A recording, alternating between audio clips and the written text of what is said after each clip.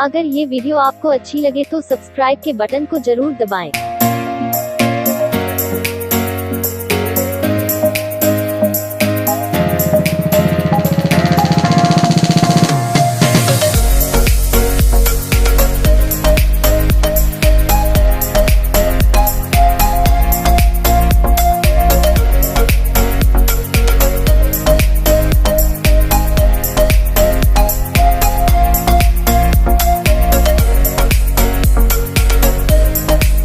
अगर ये वीडियो आपको अच्छी लगे तो सब्सक्राइब के बटन को जरूर दबाएं।